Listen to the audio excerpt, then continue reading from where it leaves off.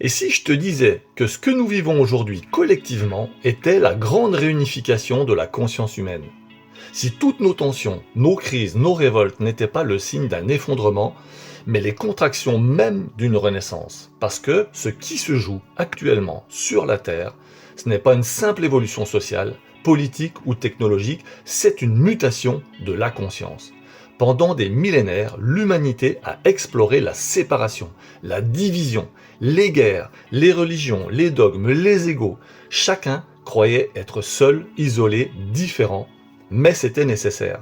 Parce que pour comprendre l'unité, il fallait d'abord goûter à la dualité. On ne peut pas savoir qu'on est lumière tant qu'on n'a pas connu l'obscurité. On ne peut pas sentir la paix tant qu'on n'a pas traversé le chaos. Mais aujourd'hui, quelque chose bascule. La fréquence de la Terre change, les structures s'effondrent, les vérités anciennes ne tiennent plus. Et derrière le vacarme du monde, on sent poindre une autre vibration, celle du retour à l'unité. Les consciences s'ouvrent, les âmes se reconnaissent, les gens se croisent et se disent « je te connais » sans même te connaître.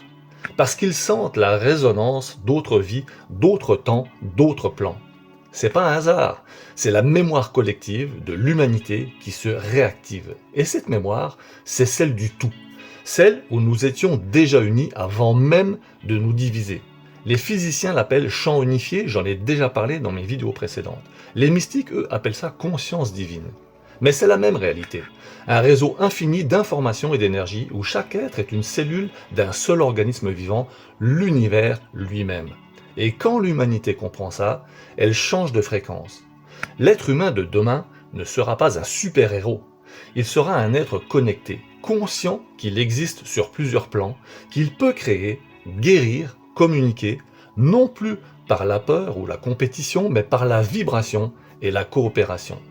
Il saura que ses pensées influencent la matière, que ses émotions sont des codes vibratoires, que l'amour n'est pas un sentiment, mais une technologie de la conscience. Et c'est là qu'on entre dans la nouvelle ère, celle de la co-création consciente.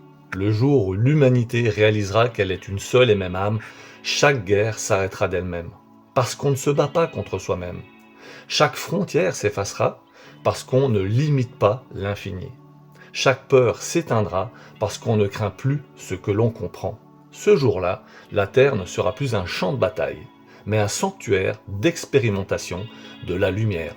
Et ceux qui s'incarneront alors n'auront plus besoin d'oublier qui ils sont. Ils viendront avec la mémoire du tout, des enfants conscients, porteurs du code de l'unité. Et si tu écoutes ce message aujourd'hui, ce n'est pas un hasard non plus.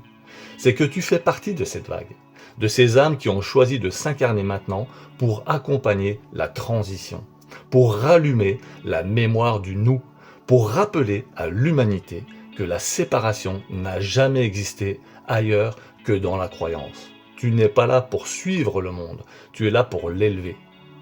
Et si finalement, ce qu'on appelle l'ascension de l'humanité n'était rien d'autre que le souvenir de notre unité originelle, revenant doucement dans nos cœurs. Dis-moi si ça résonne en toi, like, partage, abonne-toi pour ne rien louper, et merci du fond du cœur de me suivre.